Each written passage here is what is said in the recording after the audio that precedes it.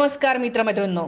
महाराष्ट्रामध्ये सध्या गाजत असलेला MPSC पेपर फुटी प्रकरण, ह्या प्रकरणामध्ये सगळ्यात महत्त्वाचं जे नाव आता सध्या समोर येत आहे ते म्हणजे ऋषिकेश गांगर्डे पाटील. आपल्यासोबत आज ऋषिकेश गांगर्डे आहेत आणि आता इतक्यात ज्या बातम्या चालू आहे की ड्रग्ज इन्स्पेक्टरचा जो पेपर फुटला आणि तो पेपर फुटला, ते जे बाहेर ते पेपर कसा फुटला किंवा त्याच्याविषयीचे जे काही पुरावे आहेत, त्याच्या ज्या काही तक्रारी आहेत, ते करणारे महत्त्वाचे व्यक्ती आहेत ते म्हणजे ऋषिकेश गांगर्डे. आपण त्यांना विचारून आज सगळं विचारून घेणार आहोत की नेमकं त्यांना हे कसं कळलं की हा पेपर फुटला होता. या ज्या गोष्टी आपण पेपरमध्ये ऐकतोय, वाचतोय की एक ब्रेकअप झालं आणि त्याच्यामुळे हे सगळं भांडाफोड झालं, पण ते ब्रेकअप होणारे दोघं जण दुसरीकडेच राहिले आणि ऋषिकेश यांनीच हा मुद्दा जो आहे ते पुढे लावून धरलेला आहे. तर आपण त्यांच्याकडून समजून घेऊया की नेमकं काय काय झालं. ते आयोगामध्ये गेलेले होते. आता सध्या जे अटक झालेले लोक आहेत MPSCचे, त्यांच्या सोबत पण हे भेटले होते, तेव्हा त्यांची काय प्रतिक्रिया होती आणि पुढे आत्ता सध्या जे काही झालेले या टप्प्यापर्यंत हे कसं आलं आणि 1 तारखेला परत एकदा एक आंदोलन करायचं यांचा विचार आहे, कारण याच्यात खूप नावं इन्व्हॉल्ड आहेत असं यांचं म्हणणं आहे. या सगळ्या गोष्टी आपण जाणून घेऊया. स्वागत आहे ऋषिकेश आपल्या चॅनलवर तुमचं.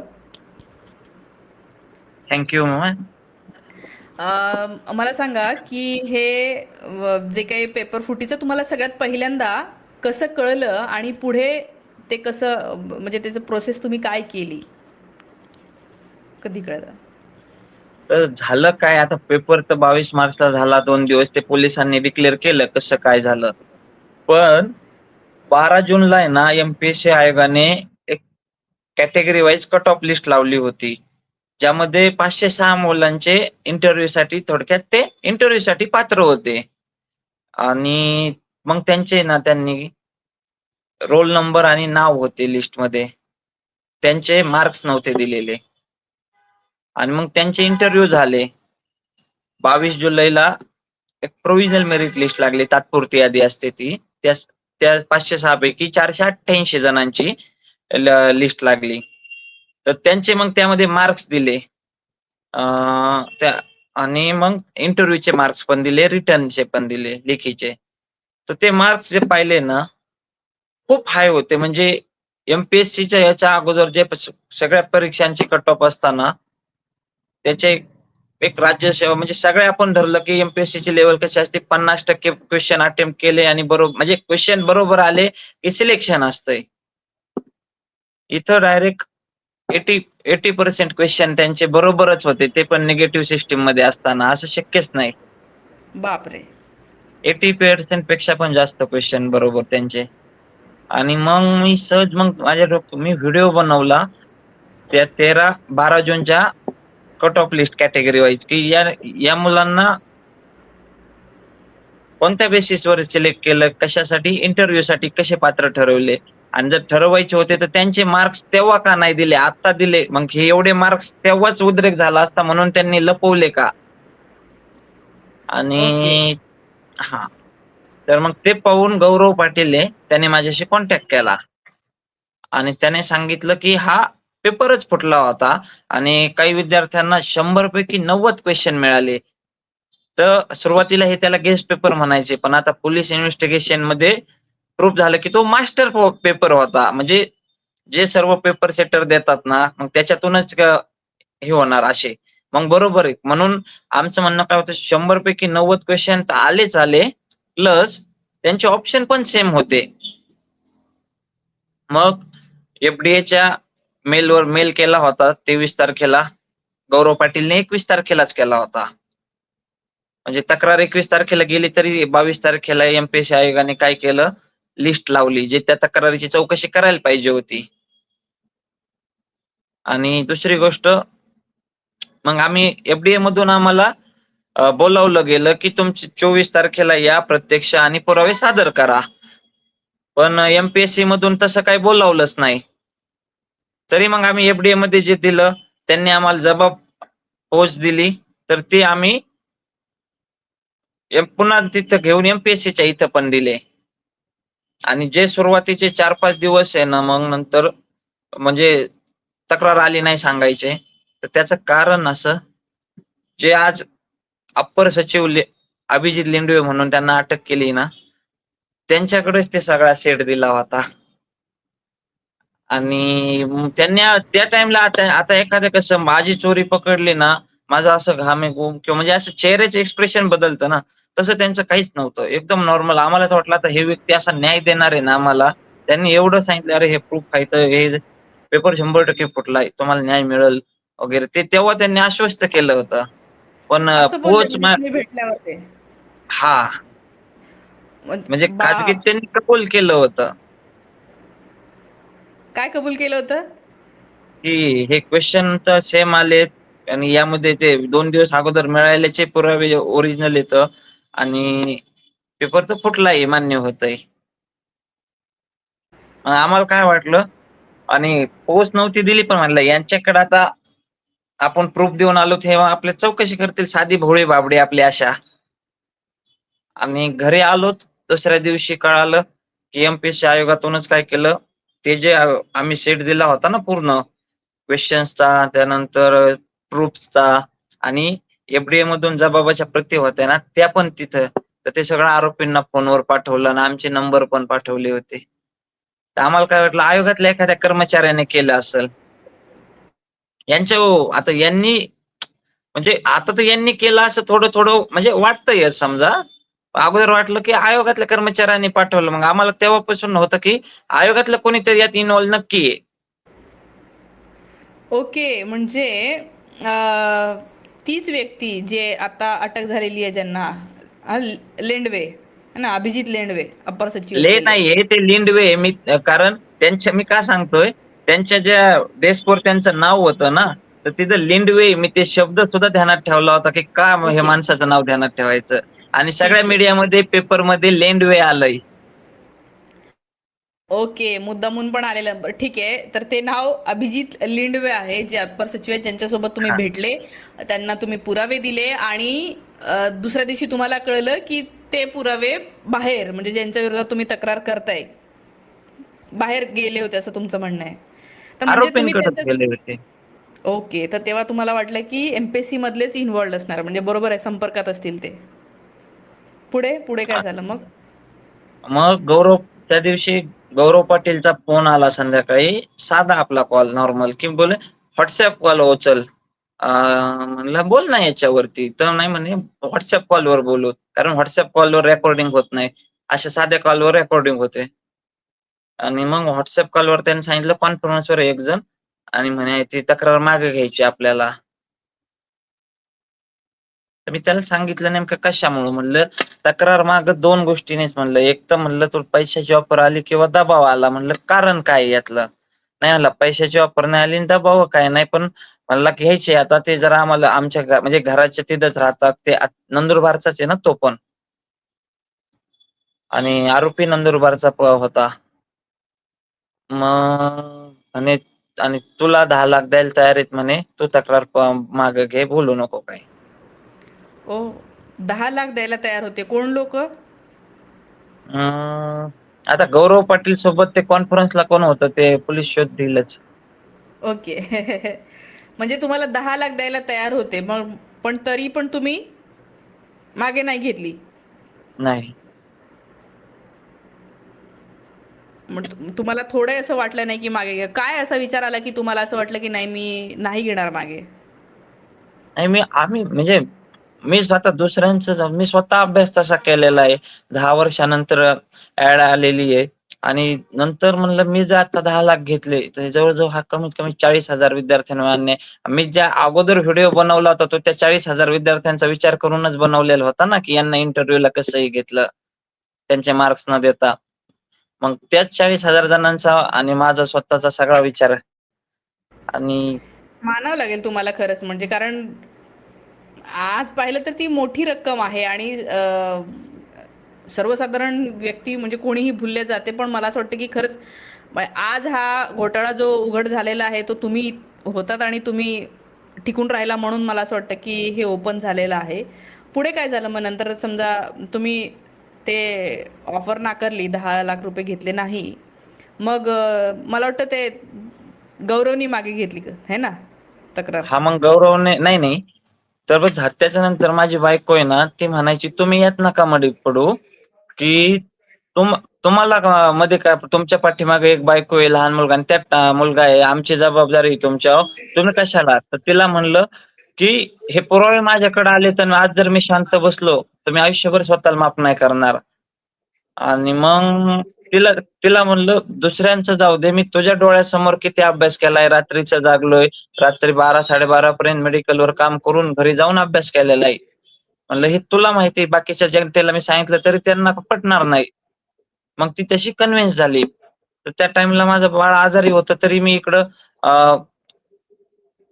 रोहितदा यांना प्रमोद पाटील सर आहेत ना त्यांना मला एक जणांनी कॉन्टॅक्ट दिला की ते मदत करतील. तोपर्यंत काय केलं तर गौरव पाटीलचे वडील सकाळी आले होते. त्यांनी सकाळ सकाळ पहाटे 5ला आले होते त्याचे वडील भेटायला आणि सांगितलं की आम्हाला तिथं राहायचंय, आमच्या म्हणजे हा दबाव आहे म्हणले आणि मागं घ्यायचे आपलं. तर मी त्यांना तेव्हा म्हणलं ठीक आहे म्हणलं घ्या काय अडचण नाही. आणि मग मला दुपारनंतर आहे ना एक जणाने प्रमोद पाटील येतं जे विद्यार्थ्यांचं काम बघता, रोहितदादांसोबत पण ते काम करता, तर त्यांचा नंबर दिला. मग मी त्यांना कागदपत्र घेऊन पुण्याला, त्या दिवशी माझं बाळ अक्षरशः तापेने पूर्ण थनथनलेलं होतं. तर मी त्यांना भेटायला गेलो आणि त्यांना पुरावे दिले. त्यांनी रोहितदादांना पोहोचवले आणि मग नंतर नंतर ते म्हणले होते उद्या पत्रकार परिषदेत तो आमच्या सोबत थांबतो का. तर माझं बाळ खरंच त्या टाइमला 2-3 दिवस आजारी होतं. म्हणलं बाळ खरंच आजारी, मी जातो, मला काय म्हणजे. आणि ते काय झालं, मी इकडे आदल्या दिवशी मुंबईला गेलतो, पुण्याला आणि त्याच्या आधीही तर ते 2-3 दिवस बाळाने मग मी घरीच नव्हतो ना, माझी बायको एकटीच घरी. त्यांनी धसका घेतला आणि ते अजून रिकव्हरच झाला नाही तापेतून.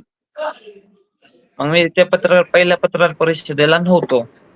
मग रोहित दादांनी ओके ते ओके. प्रेझेंटेशन वगैरे त्यांनी दिलं आणि मग तोपर्यंत माझा आवाज व्हिडिओ तर टाकले होते पण माझा आवाज काही जास्त वेळही नव्हता केला. मग ते रोहित दादांनी प्रेझेंटेशन दिले होते, स्टेट मीडियामध्ये स्टेट लेवलला गेलं. बरोबर. स्टेट लेवलला गेलं की आयोगाने काय केलं, जे गौरवने मग तक्रार त्यांना माग घेतल्याचं पाठवला का त्यांनीच लिहून घेतला काय माहिती, आणि गौरवच्या आणि त्याच्यावर नाव होतं लोकेश पाटील. आम्ही तक्रार अर्ज दाखल केला त्याच्यावर होतं गौरव पाटील. बर. आणि आणि जो मेल सेंड केलाय का गौरवने तर त्याच्यावरती पण गौरव पाटील नावाचाच तक्रारीचा मेल गेलेला आहे. अच्छा. हा, आणि तो 21 तारखेला गेलता. मग हे नावाचं काय घोळ आहे? आपण 2 मिनिटं थांबा.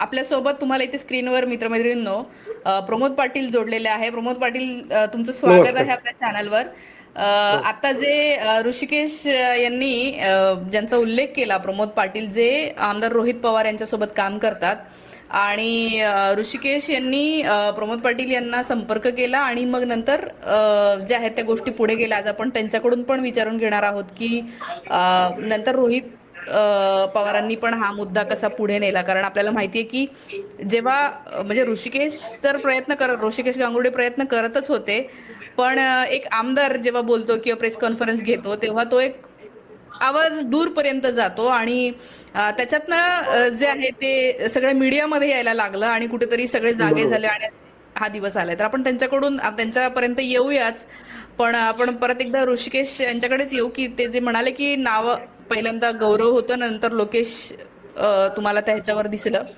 पुढे काय झालं मग ते? मग आयोगातून त्यांनी व्हिडिओ चालवले की त्यात लिहिलं होतं की ऋषिकेश अंगडे हा नापास झाला, त्याला री एक्झाम पाहिजे होती आणि म्हणून त्याने खोटी तक्रार दाखल म्हणजे केली, असं आयोगाची बदनामी केली असं त्याच्या माघारीच्या पत्रात होतं. आणि मग त्यामध्ये असं अजून काय होतं गड्या त्यामध्ये, हे पॉइंट होते आयोगाने, आणि हे चेष्टेमध्ये आम्ही तक्रार दाखल केली असं होतं. आणि मग त्यांनी तो लगेच मीडियाला बातमी दिली की हे चेष्टेत होतं, खोटा बनाव होता, आम्ही त्यांच्या मानहानीचा गुन्हा दाखल करू. आणि मग मला सांगा, चेष्टेत तो मालेगावला जॉब करतो, मी अहिल्यानगर मध्ये. चेष्टे FDA वांद्र्यामध्ये तुकाराम मुंडे साहेबांचं ऑफिस आहे, तिथे जाणार. तिथून चेष्टेत MPSCचं CBD बेलापूरला ऑफिस आहे, तिथं जाणार का? बरोबर आहे. आणि त्या बातम्या आम्ही पण तेव्हा पाहिल्या. आयोगाचे अधिकारी येऊन पण सांगत होते की आम्ही त्यांच्यावर अध्यक्ष आणि पोलिसांकडे सचिवच. तक्रार दाखल करू. बातम्यांमध्ये सगळीकडे यायला लागलं की खोटा प्रचार करताय. इवन रोहित पवारांचे पण आम्ही ते काय म्हणूया हे प्रसिद्धीसाठी काहीही प्रेस कॉन्फरन्स घेतात म्हणून इतका अपप्रचार केला मधल्या काळामध्ये की ती बातमी आली तेव्हा मला असं वाटलं की अरे नेमकं काय आहे. पण नंतर परत मला वाटतं रोहित पवारांचीच मी पोस्ट वाचली की ज्याच्यात त्यांनी म्हटले की एका व्यक्तीने तक्रार मागे घेतली, मात्र ऋषिकेशनी तक्रार मागे घेतलेली नाही आहे, त्यामुळे ते आपण पुढे नेऊ. आणि खरंच आहे ते की चेष्टेत थोडी कोणी तक्रार करत असतं किंवा या सगळ्या गोष्टी होतात. चेष्टेत ठीक, पण इतक्या लांब जाणार का? हो हो खरंय. आणि पुढे मग काय मग झालं? हा. तिथून मग ते मी व्हिडिओ बनवला मग, की मी तक्रार मागे घेतलेली नाहीये, आणि आयोगाला पुन्हा मेल केला, मी तक्रार मागे घेतली नाही, माझ्या तक्रारीची चौकशी करा. आणि मग आयोगाने काय केलं, नोटिफिकेशन काढलं. त्यात पुन्हा ते गौरव पाटीलच्या पत्राचा उल्लेख की ऋषिकेश गांगर्डे नापास झाला, त्याला रि एक्झाम पाहिजे, आयोगाची प्रतिमा मलिन करतोय, आम्ही गुन्हे दाखल करू. नंतर दुसऱ्या एक जणांनी तक्रार केली, त्याने माझं नाव म्हणजे वापरलंय, त्या ऋषिकेश गांगर्डेवर गुन्हा दाखल करा. एका लेडीजचं नाव त्यांनी उल्लेख केला की तिचे आम्हाला मेल प्राप्त झालाय, त्याच्यावर गुन्हा दाखल करा. म्हणजे त्या पत्रातले सगळे पॉइंट माझ्या गुन्ह्याचे. आणि शेवटचा पॉइंट हा फक्त की तरी आम्ही सोशल मीडियावरच असं काहीतरी चाललंय म्हणून आम्ही ती पोलिसांकडे, पोलीस आयुक्तालय यांच्याकडे तक्रार अर्ज दाखल करतोय, असं हे खाली आणि वरती एवढं सगळं. किती वाईट आहे हे. म्हणजे हे लिहिणारी व्यक्ती पण किती ठामपणे हे लिहिते की त्याला असं वाटतं की काहीच होणार नाही मला. म्हणजे थोडा तरी धाक मला असं वाटतं पहिले असायचा लोकांना करताना. यांना काहीच धाक नव्हता. म्हणजे एवढं भदा खोटं लिहित आहेत. आणि असं होतं का? तुम्ही परीक्षा दिली ती? हा, दिली होती. आणि अजून एक आयोगाचं त्या नोटिफिकेशनचं सांगतो. मेल केला होता सकाळी 10:48 आणि MPSCने नोटिफिकेशन मध्ये काय लिहिलंय, आम्हाला 21 तारखेला मेल मिळालाय संध्याकाळी 5:48. बापरे. हा, म्हणजे ते काय झालं, आपण म्हणलो ना तुम्ही GML लिस्ट का म्हणजे तक्रार आली तरी का नाही लावली, म्हणजे का लावली त्याची चौकशी करायची. तर ते तिथं टेक्निकल खेळले, पण आपल्याकडे मेल मध्ये तर पुरावा आहे ना, टाइम येतोय ना तिथं. खरंय खरंय. आणि मग पुढे तुम्ही मला वाटतं प्रमोद पाटील यांना भेटले आणि मग ते कसं झालं? तुम्ही त्यांच्याशी कसा संपर्क केला? आणि पुढे प्रमोद पाटील सर तुम्ही पण सांगा की तुम्ही रोहित दादांपर्यंत कसे गेलात आणि मग त्यांची काय रिॲक्शन होती, किंवा मग तुम्ही हे पुढे तुम्हाला कितपत तथ्य वाटलं, काय नेमकं ती प्रोसेस होती ती सांगा. माझा आवाज पोहोचतोय तुमच्यापर्यंत? येस. येस. ऍक्च्युली असं आलं की एका मित्रामार्फत ऋषिकेशने मला कॉन्टॅक्ट केला की सर पेपर फुटलेला आहे ड्रग इन्स्पेक्टरचा. आणि मला आठवतंय त्यावेळेला मी कदाचित दिल्लीला होतो. मलाही सुरुवातीला पहिल्यांदा विश्वास बसला नाही, कारण आपण स्वतः त्या प्रोसेस मधनं गेलेलो असतो. वैयक्तिकरित्या आपण 5-7 वेळा 8 वेळा मेन्स दिलेल्या असतात. आणि त्या मुख्य परीक्षा देत असताना आतापर्यंत आपला आयोगावर एक विश्वास असतो, ट्रस्ट असतो की MPSCचा पेपर फुटू शकत नाही. त्यामुळे ज्यावेळेला सुरुवातीला माझ्या कानापर्यंत हा विषय आला की आयोगाचा पेपर फुटलाय, तर मलाही असं वाटलं की कोणीतरी चेष्टा करताय किंवा हे कोणीतरी आपल्या फालतू आपल्यापर्यंत आयुष्य आणण्याचा प्रयत्न करताय. त्यामुळे मी सुरुवातीला लक्ष दिलं नाही. पण दुसऱ्या दिवशी मला परत फोन आला मित्राचा की सर जेन्युइनली हा पेपर फुटलेला आहे. अजून एक माझा मित्र आहे, त्याने मला ऋषिकेशची रील पाठवली आणि असं 2 सोर्स कडनं मला तो विषय माझ्यापर्यंत आला. आणि त्यानंतर मग ऋषिकेशचा मला कॉल आला यानंतर की सर तुमच्या मित्राकडनं मी तुमचा नंबर घेतलाय आणि असा पेपर फुटलेला आहे. त्यावेळेला रोहित दादा पुणे विद्यापीठामध्ये येणार होते विद्यार्थ्यांच्या समस्या जाणून घेण्यासाठी. मी ऋषिकेशला आणि त्यांच्या टीमला ते ड्रग इन्स्पेक्टरच्या संदर्भात जे काही विद्यार्थी होते परीक्षेची तयारी करणारे, त्या सर्वांना मी पुणे विद्यापीठामध्ये बोलवलं. आणि ते पुरावे अगोदर पाहिल्यानंतरच, आता आपण या प्रोसेस मधनं अनेक वेळा गेलेलो असतो, तर ते पुरावे पाहिल्यानंतर मला तिथे प्रथमदर्शनी खात्री पटली की हे पुरावे जेन्युइन आहेत आणि 100% हा पेपर फुटलेला आहे. आणि मग ऋषिकेशने सगळे पुरावे आणलेले होते. ते आणल्यानंतर मग ऋषिकेश आणि रोहित दादा आणि इतर ड्रगचे जे काही विद्यार्थी होते त्या सगळ्यांची एक आपण भेट त्या ठिकाणी झाली. आणि झाल्यानंतर दादांना ते पुरावे पाहिले, सगळं त्यामध्ये व्यवस्थित त्याचं एक अनालिसिस केलं. आणि त्यानंतर त्याच दिवशी दादांनी ठरवलं की उद्या सकाळी आपण एक प्रेस कॉन्फरन्स घेऊया. आणि ऋषिकेशने आता मागाशी सांगितल्याप्रमाणे तो म्हटला की सर मी येऊ शकत नाही कारण माझ्या बाळाची तब्येत ताप आलेला आहे आणि मला घरी जावं लागेल. फक्त दादांपर्यंत हे पुरावे बाय हँड द्यावे यासाठी मी, कारण ऋषिकेश हे पुरावे मला ऑनलाईन पण पाठवू शकत होता. पण मग त्याने ते बाय हँड देण्यासाठी तो स्वतः अहिल्यानगरवरून पुण्यामध्ये आला, ते पुरावे दिले आणि त्यानंतर तो परत अहिल्यानगरला रिटर्न गेला. ते पुरावे घेतल्यानंतर रात्रीतनं मग त्या सगळ्या पुराव्यांवर आधारित एक पीपीटी, एक प्रेझेंटेशन बनवलं गेलं. आणि सकाळी मला दादांचं विशेष कौतुक करावंसं वाटतं की त्यांनी लगेच हा मुद्दा हाताशी घेतला आणि सकाळी 7 वाजता त्यांच्या वैयक्तिक वाहनातून ड्रग इन्स्पेक्टरची तयारी करणारे जे काही विद्यार्थी होते त्यांना घेऊन आम्ही मुंबईला गेलो. आणि मुंबईला एक प्रेस कॉन्फरन्स दादांनी त्यावेळेला घेतली आणि त्यामध्ये हे सगळे पुरावे त्या ठिकाणी दादांनी मांडले. मांडल्यानंतर तेवढ्यावरच दादा थांबले नाही, तर त्यांनी लगेच 2-3 व्हिजिट प्लॅन केल्या. त्यामध्ये FDA कमिशनर जे आहेत आदरणीय तुकाराम मुंडे साहेब, त्यांच्यापर्यंत आम्ही गेलो.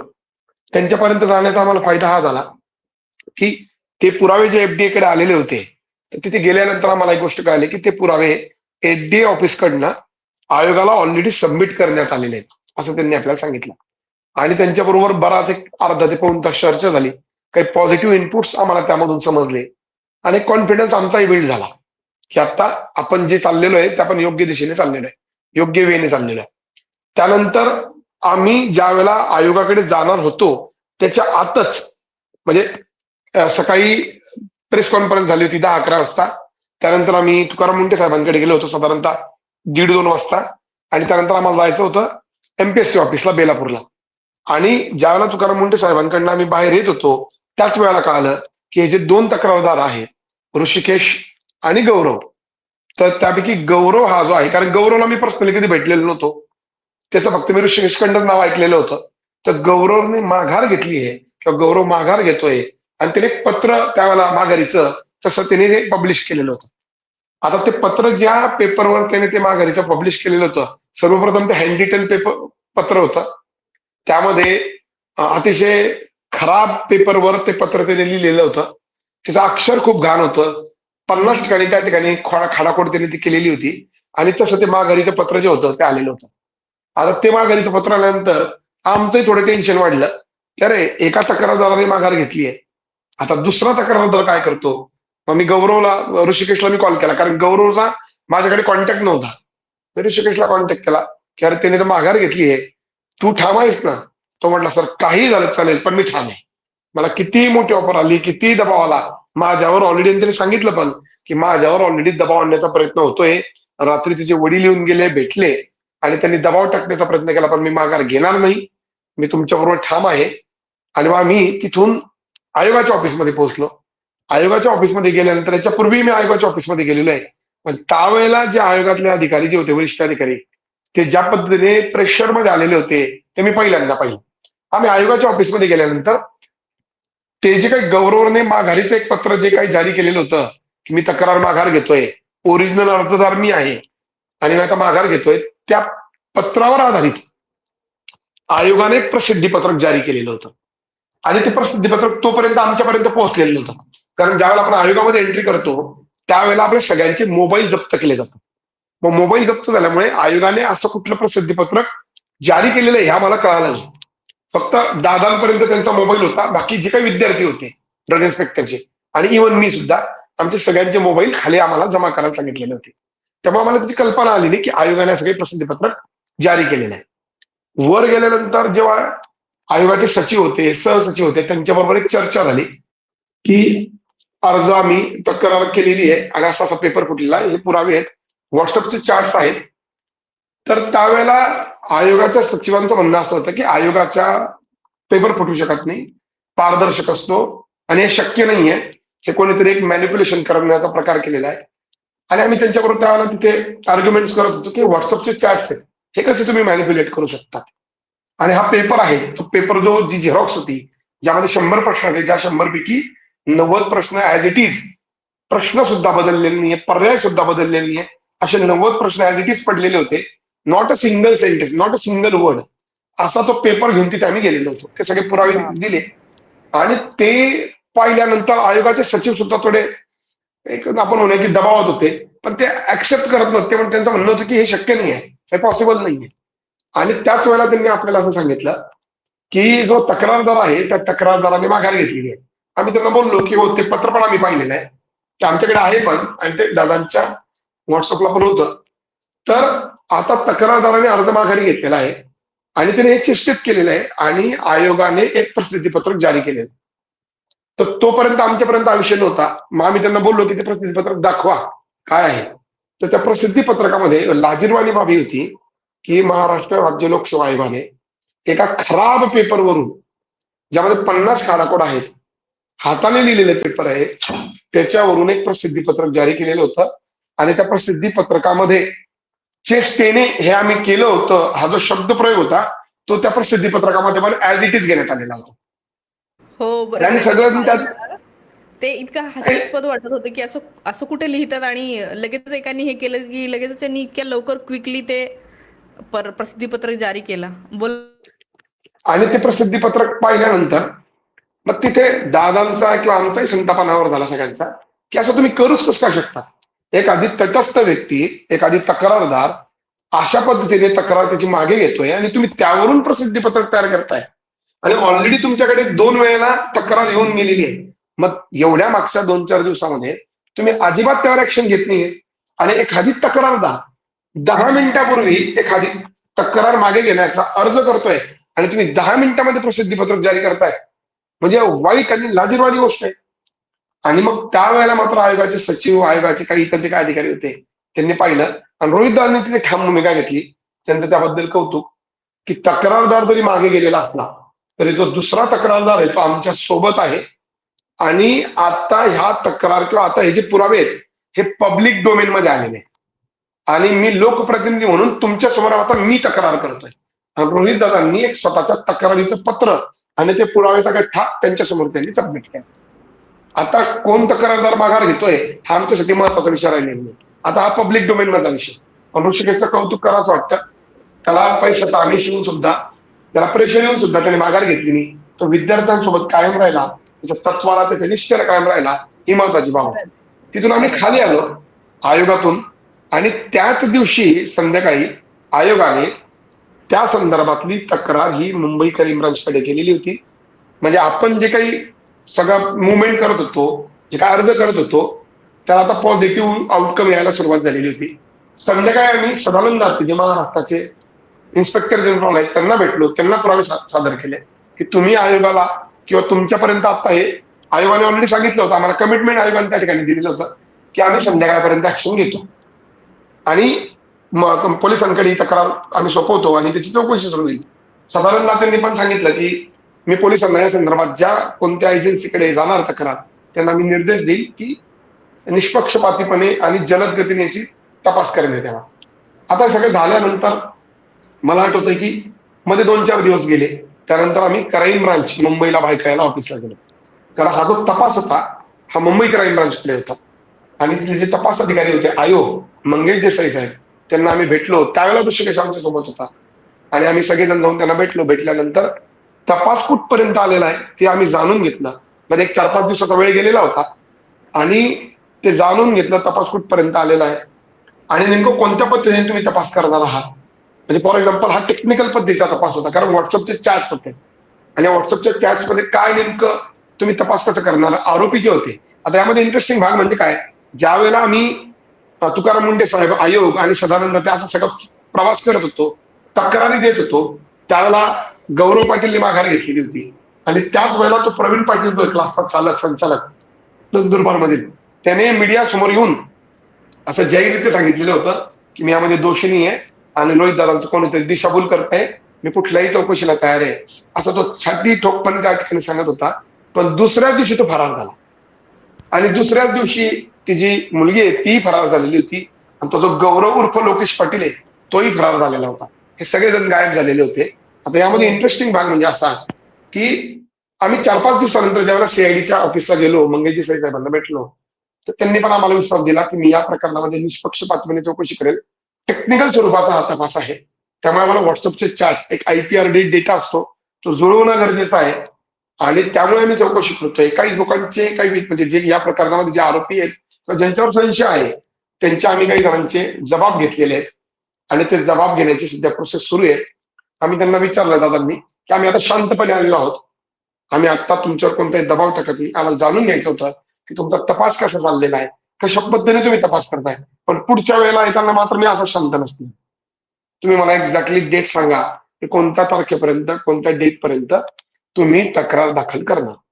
त्यांनी आपल्याला कमिटमेंट दिली की 12 किंवा 13 तारखेपर्यंत आम्ही या प्रकरणामध्ये तक्रार दाखल करू आणि अहवाल सबमिट करू. त्यामुळे आम्ही निश्चिंत होतो की ठीक या संदर्भामध्ये आपण आपल्याला काहीतरी गोष्टी आपल्या हातात लागतीलच. मग मध्ये परत एकदा आपण ती तारीख ती तारीख पाळलेली नाही. मग 10 तारखेला आपण एक परत प्रेस कॉन्फरन्स घेतली रोहित दादांनी, त्यामधून पुन्हा एकदा इशारा दिला. 13 तारखेला काय अहवाल आला नाही.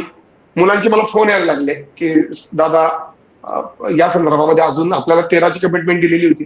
ऋषिकेश असेल, संदीप मोरे असेल, नितेश सूर्यवंशी, हे सगळे विद्यार्थी जे होते माझ्या संपर्कामध्ये होते आणि आपल्यासमोर 2 पर्याय होते. एक म्हणजे काय की राजकीय जे काही आरोप आणि खरे पुरावे, खरे तथ्य, तर आपण खरे तथ्य, कारण आपल्यासाठी सगळ्यात महत्वाचा बाब काय होता की राजकीय आरोपांपेक्षा जे हार्ड प्रूफ आपल्यासमोर आहे, त्या मुलीचं जे चॅट आपल्यासमोर आहे, त्याला आधारभूत घेऊन आपण पुढे जात राहायचं आणि तोच आपला आधार आहे. कारण आपल्याला सगळ्यात पहिल्यांदा हे प्रूव्ह करणं गरजेचं होतं की पेपर फुटलाय.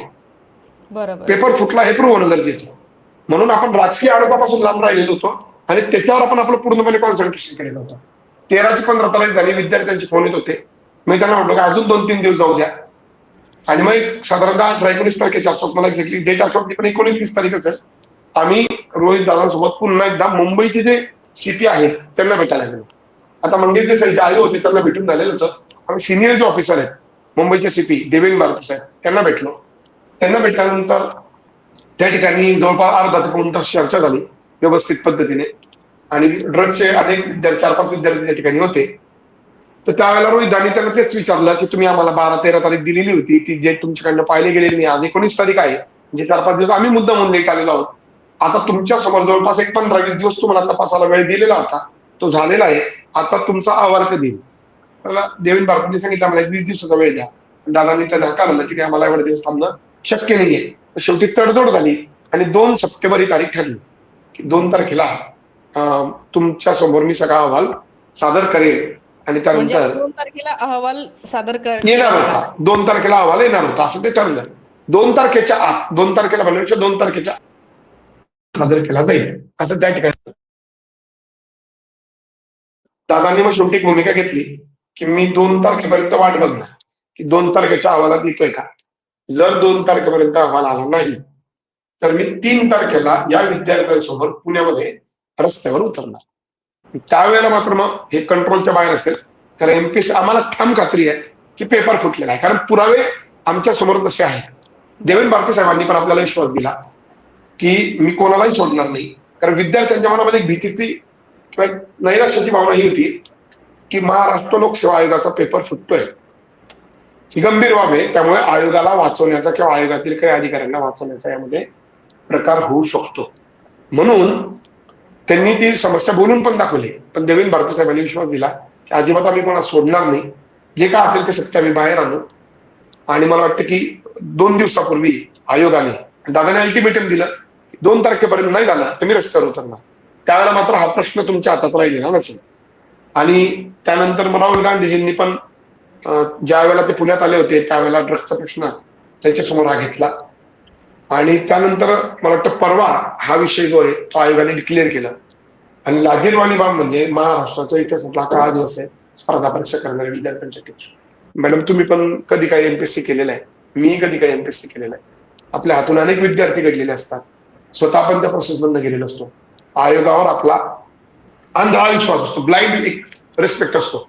1997ला MPSCचे ते घोटाळा बाहेर आला होता, कर्णी घोटाळा.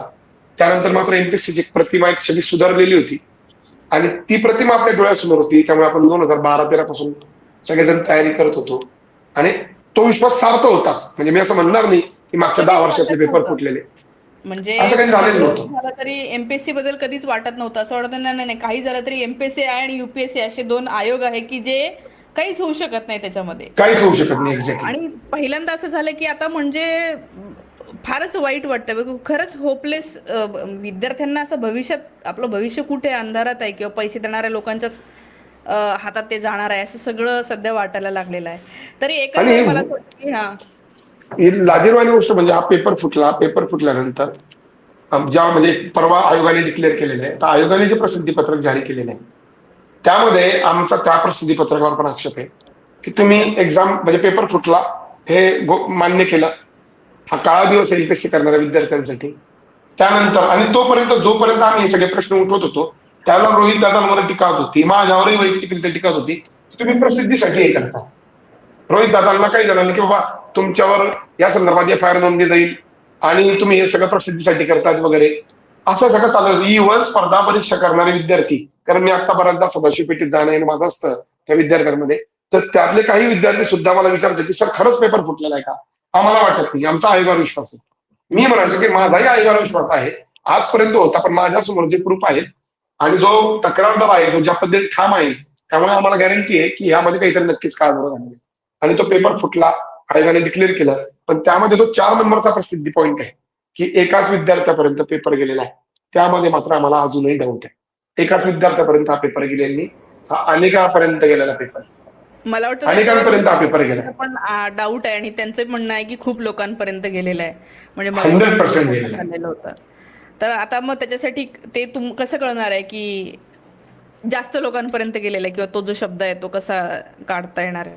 आता यामध्ये काय आहे की आयोगातले 3 अधिकारी जे आहेत त्यांना पोलिसांनी अटक केलेली आहे. त्यामध्ये एका वर सचिव आहेत आणि 2 सेक्शन ऑफिसर आहेत. आणि या व्यतिरिक्त म्हणजे जर तुम्ही पाहिलं तर जे ऋतुजा पाटीलचे वडील असतील किंवा गौरव पाटील उर्फ लोकेश पाटील आणि तो प्रवीण पाटील या तिघांना अटक झालेली आहे. नंदुरबार मधला अजून एक व्यक्ती आहे ज्या संदर्भामध्ये त्याच्यावर शंका आहे आम्हाला, मयूर ठाकरे म्हणून एक व्यक्ती आहे. तर त्या संदर्भामध्ये आम्ही त्या संदर्भात एक पुरावे दिले होते. आता आम्ही 1 तारखेच्या 1 तारीख 2 तारीख आता रोहित दादा ठरवतील त्या पद्धतीने 1, 2, 3 तारखेच्या आसपास पुन्हा आयोगामध्ये जाऊ. पहिली आमची मागणी की तो अहवाल जो आहे तो तुम्ही सार्वजनिक करा. जो पोलिसांनी अहवाल दिलेला तो सार्वजनिक करा. ते कळू द्या की तो अहवाल नेमका काय होता. 2, एफ.आय.आर तुम्ही सार्वजनिक करा. 3, आयोगातले जे अधिकारी दोषी आहेत, आयोगातले जे अधिकारी दोषी आहेत त्या दोषींवर तुम्ही कारवाई. याच्या व्यतिरिक्त अजून कोण कोण दोषी ते आम्हाला कळायला पाहिजे. आणि या विद्यार्थ्यांनी विसल ब्लोअर म्हणून आणि आम्ही जे काही पुरावे पोलिसांपर्यंत दिलेले होते तर त्यांच्या संदर्भात तुम्ही नेमके काय चौकशी केलेली आहे आणि त्यांच्या संदर्भात तुमचे नेमके काय फाइंडिंग्स आहेत ते आम्हाला कळायला पाहिजे. कारण विद्यार्थ्यांनी अनेक विद्यार्थ्यांबद्दल काही पुरावे दिलेले आहेत. आमच्यापर्यंत पण काही पुरावे आले होते ते पण आम्ही दिलेले आहेत. म्हणजे काही ठिकाणी बहीण भाऊ झालेले आहेत, काही ठिकाणी एकाच कॉलेजचे एकाच वर्गातले 4-5 मुलं झालेले आहेत. अशा पद्धतीने आम्ही जे काही पुरावे दिलेले होते त्यांची तुम्ही काय चौकशी केलेली आहे, त्यांचे काय पुरावे तुमच्या समोर आहेत, हे सगळे तुम्हाला दाखवावे लागते. आणि मुलांना खात्री आहे की हे फक्त एका विद्यार्थ्यापर्यंत हे प्रकरण नाही, हे प्रकरण अनेकांपर्यंत आहे. आता लाजिरवाणी बाब म्हणजे यामध्ये आहे. तुमच्यापर्यंत आवाज येतोय मॅडम? हॅलो हॅलो, तुमच्यापर्यंत आवाज येतोय? लाजिरवाणी बाब म्हणजे यामध्ये अशी आहे की बीजेपीची आयटी सेल यामध्ये विद्यार्थ्यांच्या बाजूने सकारात्मक निर्णय व्हावा यासाठी प्रयत्न न करता जे प्रकरण रोहित दादांनी बाहेर काढलं त्या प्रकरणामध्ये रोहित पवारांवर चिखलफेक करण्याचं काम करायला लागले. म्हणजे रोहित दादा जर नसते तर हे प्रकरण बाहेरच आलं नसतं. दादा होते म्हणून गौरव असेल, नितेश सूर्यवंशी असेल, संदीप मोरे असेल, या विद्यार्थ्यांना एक विश्वास मिळाला, एक विश्वास वाटला आणि त्यामुळे हे प्रकरण बाहेर आलेलं आहे. आणि दादा होते म्हणून एमपीएससी आयोगावर असेल किंवा पोलीस यंत्रणेत दबाव निर्माण झाला आणि त्यांना माहिती आहे की रोहित पवार हे काही मॅनेज होणारं मटेरियल, मॅनेज होणारा माणूस जे आहे ते मी करून दाखवणार आणि ते दादांनी करून दाखवणार.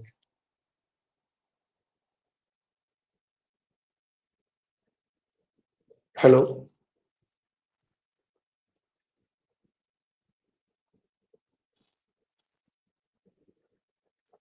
आवाज येतोय मॅडम? आवाज येतोय येतोय? येतोय येतोय येतोय.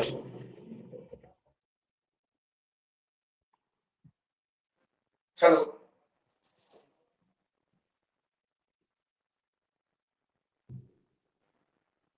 आवाज येतोय ऋषिकेश?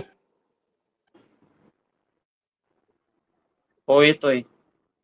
बरं बरं बरं. हो. हा मॅडम,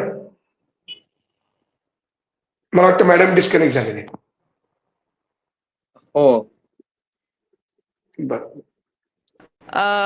तर येस, खरं तर आता मला असं वाटतं 2 तारखेला अहवालामध्ये काय येतं ते आणि बघणं यामध्ये अजून एक महत्वाची बाब सांगायची राहिली की जी हा बीजीपीची आयटी सेल रोहित दादांना, मला, ऋषिकेश गांगुर्डे या विद्यार्थ्यांना ट्रोल करायचं काम करते.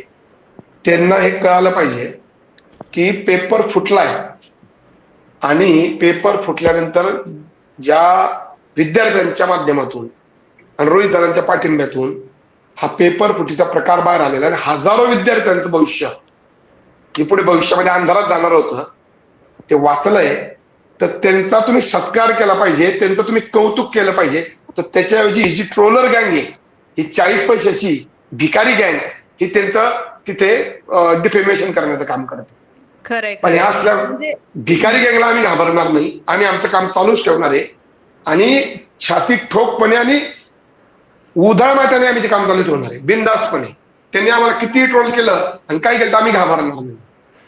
खरंच खूप कौतुक आहे म्हणजे तुमच्या दोघांचंही, ऋषिकेश यांचं पण.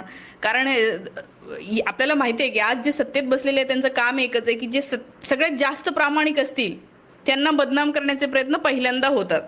म्हणजे हा एक त्यांचे मॉडर्स ऑपरेंडी आहे आणि त्याच्याप्रमाणे ते काम करतात. पण खरंच मानावं लागेल आणि मला असं वाटतं की एमपीएससीच्या इतिहासामध्ये पहिल्यांदा मला असं वाटतं की आता हे खूप आधी पण चालू असणार आहे, पण कोणी इतकं जसं की ऋषिकेशनी ठामपणे की नाही कितीही दबाव आला, पैशाचं आमिष आलं किंवा अजून काही धमक्या, माहिती नाही काय काय त्यांना बोललं गेलं असेल, घरून प्रेशर असेल, पण तरीही ते ठाम राहिले आणि म्हणून हे अवघड झालं. तर खरंच तुम्हाला धन्यवाद आहेत. आणि खरं आता आपल्याला ही अशा प्रकारेच हे जे काही आयोग आहेत ते बसलेले लोक हे स्वच्छ होण्याला मला असं वाटतं आता सुरुवात झाली असेल. आता बघूया 2 तारखेला काय होतं. परत एकदा मला जर जमलं तर तुमच्या दोघांनाही मी तिथे घेईल. ऋषिकेश, तुम्हाला काय सांगायचं आहे? 2 तारखेला जेव्हा आयोगाचा अहवाल येईल, तुम्हाला काय वाटतं त्याच्यामध्ये काय शक्यता आहेत? त्यांनी लिहिलेलं एकच जण, आम्ही स्वतः जवळजवळ सीआयडीला 30 ते 40 जणांचे पुरावे दिलेले आहेत. आता आम्ही अगोदर म्हणायचे की हे आरोप करताय, आमचा आरोप खरा झाला हे एमपीएससीने मान्य केलंय, री एक्झाम पण त्यांनी डिक्लेअर केली. मग त्याच हा आरोपासोबत बाकीच्या आरोपांचे पण पुरावे दिलेले आहेत. मग त्या महिनाभरात त्यांचं काय केलं ते, आणि यामध्ये ते विद्यार्थी त्यांच्याकडे 30 ते 40 जणांकडे आलेत. मग आमचं म्हणणं आहे त्यांच्या मोबाईलचं, त्यांच्या वडिलांच्या मोबाईलचं, भावाच्या मोबाईलचं सीडीआर काढण्यात यावं, त्यांचे फॉरेन्सिक करण्यात यावे, मोबाईल व्हॉट्सअपचा मेटा डाटा काढण्यात यावा आणि त्या सगळ्यांचं सेक्शन 65B सर्टिफिकेट द्यावं. आणि अजून का म्हणजे कन्फर्म पुरावे दिलेले आहेत. तर एवढ्या सगळ्यांचं सगळं प्रकरण दाबण्यात येतंय आणि एकच विद्यार्थ्याकडे सांगण्यात येतंय. तर ते एक नाहीये, ते भरपूर जण आहेत.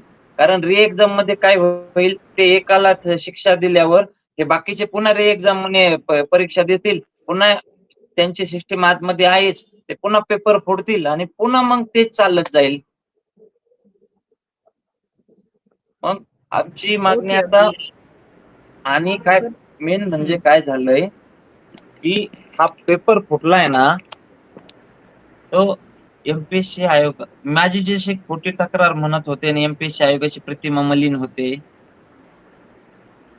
बरोबर हा का? हा, बरोबर. तसं पेपर फुटल्यावर पण एमपीएससी आयोगाची तक्रार, ती प्रतिमा मलिन झाली का नाही? हो, बरोबर आहे.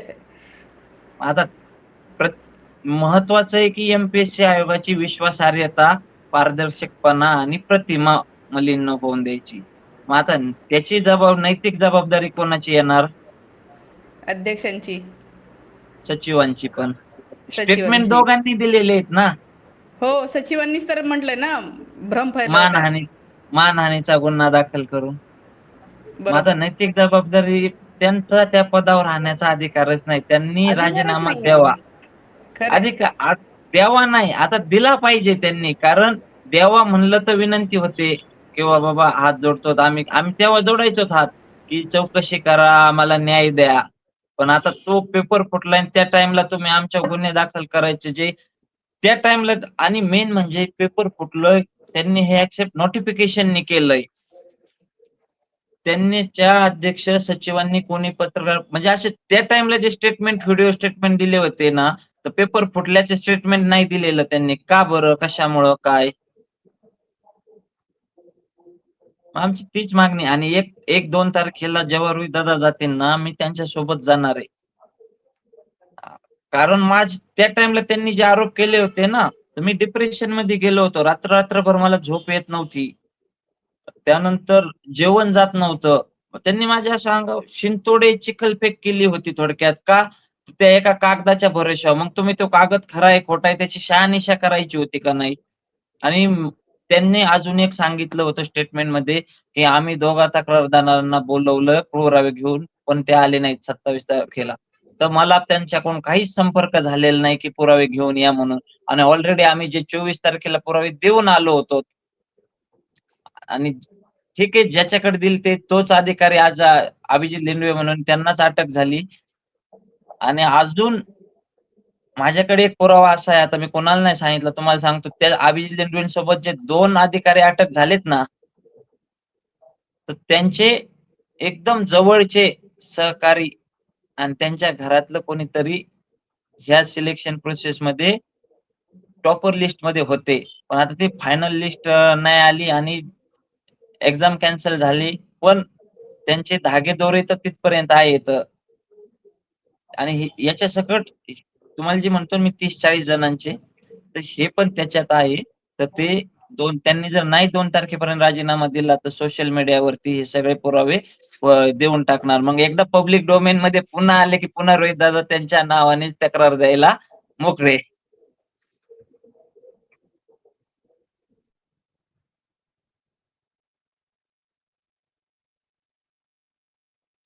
माझा आवाज येतोय?